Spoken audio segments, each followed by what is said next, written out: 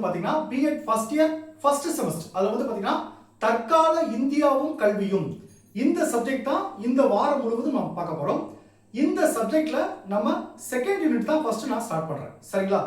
இந்த சப்ஜெக்ட்டை பொறுத்தவரை பாத்தீங்கன்னா ஃபர்ஸ்ட் யூனிட் இப்போதைக்கு யாரும் படிக்க வேண்டாம். ஏன்னா ஃபர்ஸ்ட் யூனிட் வந்து ரொம்ப ரொம்ப பெருசு. இந்த சப்ஜெக்ட் படிக்க ஆரம்பிச்சா கிட்டத்தட்ட ரொம்ப நாள் ஆயிரும். ஸோ ஃபர்ஸ்ட் யூனிட்டை இப்போதைக்கு இந்த சப்ஜெக்ட்ல நீங்க படிக்க வேண்டாம். அந்த ஃபர்ஸ்ட் யூனிட்ல நான் சொல்ற important 10 mark question 5 mark question மட்டும் படிச்சுக்கோங்க. சரிங்களா? ஸோ இந்த சப்ஜெக்டை பொறுத்தளவுக்கு நம்ம கிளாஸ்ல ஜாயின் பண்ண எல்லாரும் செகண்ட் யூனிட்ல இருந்து ஸ்டார்ட் பண்ணுங்க. அதே மாதிரி நான் செகண்ட் யூனிட்ல இருந்தா நம்ம கிளாஸ்ல ஜாயின் பண்ண எல்லாத்துக்கும் நான் நோட்ஸ் அனுப்புவேன். சரிங்களா? ஓகே, இப்போ அந்த செகண்ட் யூனிட் நம்ம பார்க்கறதுக்கு முன்னாடி நம்மளுடைய இந்த BEd first year first semester கிளாஸ்ல புதுசா ஜாயின் பண்ணுறதுக்கு நிறைய பேர் கால் பண்றீங்க. நீங்க எப்படி ஜாயின் பண்ணணும்னா என்னுடைய மொபைல் நம்பர் 9159084262 இந்த நம்பருக்கு நீங்க கால் பண்ணுங்க. நம்முடைய கிளாஸ்ல நீங்க எப்படி ஜாயின் பண்ண சொல்லி நான் உங்களுக்கு டீடைலா சொல்லிடுவேன். அதே மாதிரி புதுசா ஜாயின் பண்ணவங்களுக்கும் நான் இது வரைக்கும் நடந்த அந்த பழைய கிளாஸ் நோட்ஸ் எல்லாமே அனுப்பிச்சு வச்சிருவேன். ஸோ நீங்க ஜாயின் பண்ண விருப்பப்படுறவங்க என்னுடைய மொபைல் நம்பருக்கு கால் பண்ணி டீடைலா கேட்டு அதுக்கப்புறம் நம்ம கிளாஸ்ல நீங்க ஜாயின் பண்ணிக்கலாம். சரிங்களா? அதே மாதிரி சார் நோட்ஸ் வந்து பாத்தீங்கன்னா நான் அனுப்புற நோட்ஸ் நீங்க எக்ஸாமுக்கு எப்படி எழுதணுமோ எல்லாமே நான் பாயிண்ட் வைஸா கன்வெர்ட் பண்ணி நீங்க கிளாஸை கவனிச்சுட்டு 1 or 2 டைம்ஸ் நீங்க அதை ரீட் பண்ணாவே உங்களுக்கு ஈஸியா புரிஞ்சிடும். சரிங்களா? ஓகே, இப்போ இந்த தற்கால இந்தியாவும் கல்வியும் இந்த சப்ஜெக்டை பொறுத்தவரைக்கும் ரொம்ப ரொம்ப கவனமா இருக்கணும். ஏன்னா இந்த சப்ஜெக்டை பொறுத்தவரைக்கும் பாத்தீங்கன்னா ஒவ்வொரு யூனிட்லயும் வந்த வார்த்தையே திரும்ப திரும்ப வந்துகிட்டே இருக்கும். நமக்கு ரொம்ப குழப்பமா இருக்கும் இந்த சப்ஜெக்ட். ஸோ நீங்க கிளாஸை மட்டும் இந்த சப்ஜெக்டை கவனிச்சுட்டு அப்புறம் படிங்க. ஏன்னா சின்ன சின்ன விஷயம் தான் சேஞ்சஸ் இருக்கும். இப்போ ஒரு கொஸ்டினை படிக்க இன்னொரு கொஸ்டின் படிக்கிறப்ப அதே வார்த்தையே வரும். அப்படி எப்படி சொல்லணும்னா ரொம்ப போர் அடிக்கிற மாதிரி இருக்கும் இந்த சப்ஜெக்ட். இந்த சப்ஜெக்டும் அடுத்து இந்த கலைத்திட்டத்தின் மொழி அந்த 2 சப்ஜெக்டும் அதை வந்து நீங்க ஆரம்பத்திலிருந்தே படிச்சிட்டீங்கன்னா உங்களுக்கு ரொம்ப ஈஸியா இருக்கும். சரிங்களா? ஓகே, இப்போ செகண்ட் யூனிட்ல ஃபர்ஸ்ட் எத்தனை கொஸ்டின் இருக்கு அதை ஃபர்ஸ்ட் நான் சொல்லிடுறேன்.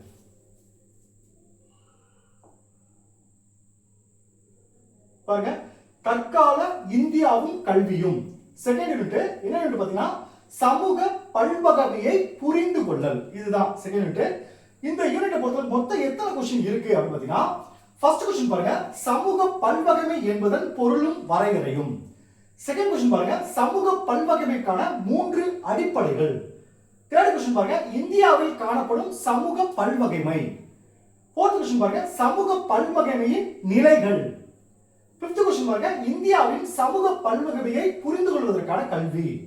சிக்ஸ்த் கொஸ்டின் பாருங்க, பல்வகைமை குறித்து உடன்பாட்டு மனப்பான்மையை உருவாக்குவதில் கல்வியின் பங்கு. செவன்த் கொஸ்டின் பாருங்க, கல்வி என்னும் பாடத்துறை தத்துவம், உளவியல், சமூகவியல், மானுடவியல், அரசியல், வரலாறு ஆகிய பாடத்துறையுடன் கொண்டுள்ள பல்துறை பாடத்தொடர்பு தன்மை. இந்த 7 கொஸ்டின் தான் இந்த யூனிட்டை பொறுத்தவரை இருக்கு.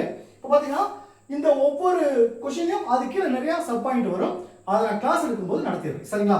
அதே மாதிரி கேட்குறீங்க, அதாவது இங்கிலீஷ் மீடியம் ஸ்டூடெண்ட்ஸ் பார்த்தீங்கன்னா நான் தமிழ்ல என்ன கண்டென்ட் அனுப்பிச்சிருக்கோம் அதே கண்டென்ட் தான் இங்கிலீஷ் மீடியம் ஸ்டூடெண்ட்ஸ்க்கு அனுப்பிச்சிருப்பேன். இப்போ பாத்தீங்கன்னா இப்போ 7 கொஸ்டின் இருக்குன்னா அதே மாதிரி பாருங்க, இங்கிலீஷ் மீடியம் படிக்கிறதுக்கும் அதே 7 கொஸ்டின் அப்படியே அனுப்பிச்சிருப்பேன். ஸோ நீங்க தமிழ்ல கிளாஸை கவனிச்சுட்டு நான் அனுப்புற அந்த இங்கிலீஷ் நோட்ஸை நீங்க ரீட் பண்ணீங்கன்னா உங்களுக்கு ஈஸியா புரியும். சரிங்களா? ஓகே, இப்போ நம்ம கேள்வி போயிடுவோம். இதுல ஃபர்ஸ்ட் क्वेश्चन பாருங்க, சமூக பல்வகைமை என்பதன் பொருளும் வரையறையும். நீங்க அந்த ஃபர்ஸ்ட் 7 क्वेश्चन பாருங்க சொன்ன பாத்தீங்களா? இதுல பாருங்க எல்லா क्वेश्चनும் பாருங்க பல்வகைமை, இந்தியாவில் காணப்படும் சமூக பல்வகைமை. அடுத்து பாருங்க சமூக பல்வகைக்கான 3 எல்லா क्वेश्चनல சமூக பல்வகைமை வரும். சரிங்களா? சோ நீங்க அந்த சமூக பல்வகைமை அப்படினா என்ன நீங்க புரிஞ்சுக்கிட்டா தான் மத்த क्वेश्चनலாம் உங்களுக்கு படிக்க ஈஸியா இருக்கும். ஃபர்ஸ்ட் ஒன்னு பாருங்க, சமூக பல்வகைமை. சமூக பல்வகைமை என்பதன் பொருள். பல்வகைமைனா என்ன? எல்லாம் சேர்ந்தது தான் பல்வகைமை. அப்ப எல்லாம் சேர்ந்தது தான் சமூகம். அந்த சமூகத்துல என்னென்னலாம் சேர்ந்திருக்கு உங்களுக்கு தெரியும். பல்வகைமை என்னது? பலது சேர்ந்தது. பலது சேர்ந்தது சமுதாயத்தில் இருக்கு. அந்த பலது சேர்ந்தது என்னென்ன அப்படின்றத அந்த சமூக பல்வகைமையில பார்க்க போறோம். பாருங்க, ஒரு சமூகம் பல்வேறு வேறுபாடுகளுடன் கூடிய மனிதர்களை கொண்டு தெரியும். ஒரு சமூகம் தெரியும் பல்வேறு வேறுபாடுகளை கொண்ட மனிதர்கள் இருக்காங்க. அது சேர்ந்ததான் சமூகம் சொல்லுவாங்க. அதாவது மனிதர்களை கொண்டு குறிப்பிட்டதொரு பண்பாட்டு சூழலில் கூடி வாழும் தன்மையை பெற்றிருத்தல். குறிப்பிட்டதொரு பண்பாட்டு சூழலில் இப்ப தமிழ்நாடு எடுத்துக்கிட்டா அதுக்குன்னு ஒரு பண்பாடு இருக்கு. கேரளா எடுத்துக்கிட்டீங்கன்னா அதுக்குன்னு ஒரு பண்பாடு இருக்கு. ஆந்திரா எடுத்துக்கிட்டீங்கன்னா அதுக்குன்னு ஒரு பண்பாடு இருக்கு, ஒரு அடிப்படையான சில பண்பாடுகள் இருக்கு. அதான் சொல்ல பாருங்க, ஒரு சமூகம் பல்வேறு வேறுபாடுகளுடன் கூடிய மனிதர்களை கொண்டு குறிப்பிட்ட ஒரு பண்பாட்டு சூழலில் கூடி வாழும் தன்மை பெற்றிருத்தல் சமூக பல்வகைமை என்று அறியப்படுகிறது. இப்ப உங்களுக்கு தெரிஞ்சுச்சா? அதாவது இதுல வார்த்தை என்னன்னா, பல்வேறு வேறுபாடுகளுடன் கூடிய மனிதர்கள், இந்த ஒரு வார்த்தை வரணும். அடுத்து குறிப்பிட்ட ஒரு பண்பாட்டு சூழலில் கூடி வாழும் தன்மை, இந்த ரெண்டு வார்த்தை இதுல வரணும். சரிங்க, இது பாருங்க, குறிப்பிட்ட பண்பாடு கொண்ட சமூகத்தில் வாழ்வோர் தமக்குள் பல விதங்களில் மாறுபட்டு காணப்படுகின்றனர். ஒரு குறிப்பிட்ட சமுதாயத்துல வாழ்வோர் தமக்குள்ள அதான் சொல்றாங்க, தமக்குள் பல விதங்களில் மாறுபட்டு காணப்படுகின்றனர். அதெல்லாம் சார் பல விதங்களில் மாறுபட்டு காணப்படுகின்றனர். அடுத்து பாருங்க, இத்தகைய வேற்றுமைகளுக்கான காரணிகளாக, அதாவது சொல்றீங்களா பல விதங்களில் மாறுபட்டு காணப்படுகிற சொல்றீங்களா, இத்தகைய வேற்றுமைகளுக்கான காரணிகளாக பாருங்க, ஜாதி, மதம், இனம், மொழி, வசிக்கும் வட்டாரம், பொருளாதார அடிப்படையிலான வர்க்கப்பிரிவு, தொழில் ரீதியான பாகுபாடு ஆகியவை அமைகின்றன. இதெல்லாம் சேர்ந்ததுதான் சமூகம், சமூக பல்வகைமை. இந்த வார்த்தை தான் முக்கியம். இத்தகைய வேற்றுமைகளுக்கு காரணியான வேற்றுமை இருக்கு, அதுக்கு காரணிகளான என்ன இருக்கு? சாதி, மதம், இனம், மொழி, வசிக்கும் வட்டாரம், பொருளாதார அடிப்படையிலான வர்க்கப்பிரிவு, தொழில் ரீதியான பாகுபாடு ஆகியவை அமைகின்றன. இதுதான் சமூக பல்வகைமை. இப்ப பொருள் பார்த்தாச்சு. அடுத்து சமூக பல்வகைமை என்பதன் வரையறை, இதோட டெஃபினிஷன் என்னன்னு பார்ப்போம். பாருங்க, பார்க்கர் என்பவர் சமூக பல்வகைமைக்கு வரையறை தருகிறார். இப்ப இந்த பொருள்ல வந்ததுதான் டெஃபினிஷன் வரும், நல்லா கவனிச்சுக்கோ. பாருங்க, பல்வகைமை என்பது பல்வகை வேறுபாடுகளை உள்ளடக்கிய தொகுதி. சொல்றீங்களா, பல்வேறு வகையான வேறுபாடுகளை உள்ளடக்கிய தொகுதி தான் பல்வகைமை. அல்லது ஒத்த கூறுகளை கொண்டிராது, ஒரே கூறுகளை கொண்டிராது. சாதி வேற வேற இருக்கு, மதம் வேற வேற இருக்கு, மொழி வேற வேற இருக்கலாம், இதெல்லாம் சமுதாயத்தை சேர்ந்தவங்க. அதான் பாருங்க, ஒத்த கூறுகளை கொண்டிராத தொகுதி என்று பொருள்படும். சமூக அமைப்புகளில் பல்வகைமை எனும் சொல் பொதுவாக சிறுபான்மையினர்களையும் பல்வேறு பண்பாட்டு பின்னணியிலிருந்து வந்தவர்கள், பல்வேறு இனத்தைச் சேர்ந்தவர்கள் மற்றும் பல்வேறு கருத்து கண்ணோட்டங்களை உடையவரையும் உள்ளடக்கிறதலே குறிப்பதாகும். நல்லா புரிஞ்சுட்டீங்களா? டெஃபினிஷன் பொறுத்தவரை இந்த வந்துடும். சமூக அமைப்புகளில் பல்வகை என்னும் சொல் பொதுவாக சிறுபான்மையினர் பிரிவுகளையும் பல்வேறு பண்பாட்டு பின்னணியிலிருந்து வந்தவர்கள், பல்வேறு இனத்தைச் சேர்ந்தவர்கள் மற்றும் பல்வேறு கருத்து கண்ணோட்டங்களை உடையவரையும் உள்ளடக்கிறதிலே குறிப்பதாகும். இதுதான் சமூக பல்வகைமை. சோ உங்களுக்கு சமூக பல்வகைமை அப்படிங்கிற வார்த்தை வந்தா மொழி, ஜாதி, மதம் இதெல்லாம் சேர்ந்த ஒரு குழுவாக செயல்படுறதுதான் சமூக பல்வகைமை. இந்த வார்த்தை உங்களுக்கு வந்துடும். சரிங்களா?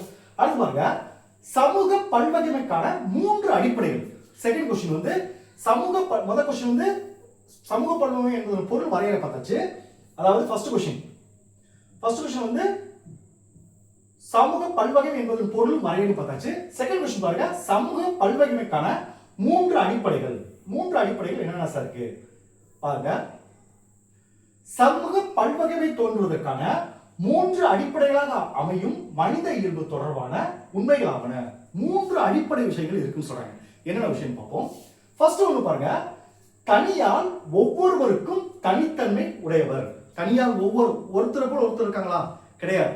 ஒவ்வொருவருக்கும் ஒரு இண்டிவிஜுவாலிட்டி இருக்கு. சரிங்களா? இது ஃபர்ஸ்ட் அடிப்படை. அதான் தனியால் ஒவ்வொருவருக்கும் தனித்தன்மை உடையவர். 2 பாருங்க, தனி நபர்களும் அவர்கள் இயங்கிடும் சமூகமும் ஒன்றோடொன்று நெருங்கிய தொடர்பு கொண்டும் ஒன்றோடொன்று சார்ந்து உள்ளன. பாருங்க, தனிநபர்களும் அவர் இயங்கிடும் சமூகமும் ஒன்றோடொன்று, தனிமனிதனுக்கும் இந்த சமூகத்திற்கும் ஒன்றோடொன்று நெருங்கிய தொடர்பு கொண்டும் ஒன்றை ஒன்று சார்ந்து உள்ளன. நம்மை சார்ந்துதான் சமூகம் இருக்கு, சமுதாயத்தை சார்ந்து நம்ம இருக்கோம். சரிங்களா? 3 பாருங்க, சமூக பண்பாடும் மாற்றமடைதலும் பண்பினை கொண்டது. சமூக பண்பாடும் மாற்றமடைதலும் இருக்கிறது. 15 வருஷத்துக்கு முன்னாடி இருந்த பண்பாடு இப்ப இருக்கா? அப்ப சமூக பண்பாடும் மாற்றமடைந்து கொண்டே வரும்னு சொல்றாங்க. சரிங்களா? அடுத்து பாருங்க, சமூக பல்வகைமைக்கான காரணிகள். என்னென்ன காரணிகள்? இந்த சமூக பல்வகைமைக்கு என்ன காரணிகள் இருக்குன்னு பாத்தீங்கன்னா, 1 பல்வேறு சமூக இனங்கள், 2 மொழி, 3 வாழ்வியல் முறை, 4 மதம், 5 பாலினம், 6 வயது நிலை, 7 வாழ்விடம் அமைந்திருக்கும் வட்டாரம், 8 கல்வி மற்றும் பணியாற்றிடும் பின்னணி, 9 அரசியல் கொள்கை நம்பிக்கைகளை பின்பற்றுவது போன்றவை. மொத்தம் பாருங்க 9 விஷயம். சமூக பல்வகை தோற்றுவிக்கும் காரணிகள 9 காரணிகள் படிச்சோம். சரி, இந்த 9 காரணிகள தனிப்பட்ட ஒரு ஆளுடைய காரணி என்ன, சமூகத்தோட காரணி என்ன, அதை பிரிச்சு பார்க்கணும். நல்லா புரிஞ்சுங்க. இந்த ஃபர்ஸ்ட் 9 காரணிகள் தெரிஞ்சுக்கிட்டோம்.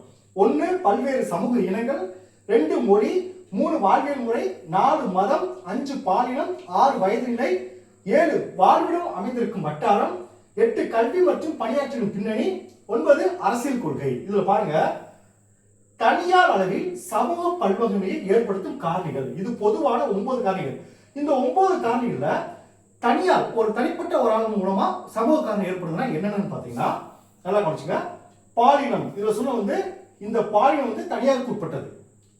அடுத்து பாருங்க, வயது நிலை, ஆளுமை பண்புகள், பணியாற்றும் பின்னணி, இது எல்லாமே தனியார் அளவில் சமூக பல்வகையை ஏற்படுத்தும் காரணிகளாகும். அடுத்து பாருங்க, சமூக குழு அளவில் பல்வகை தனியார். அடுத்து சமூக குழு அளவில் பல்வகையை தோற்றுவிக்கக்கூடிய காரணிகள்னா பல்வேறு சமூக இனங்கள், அடுத்து மொழி, மதம், அரசியல் கொள்கை, இதெல்லாம் சமூகத்துக்கு ஏற்ற மாதிரி மாறிக்கணும்.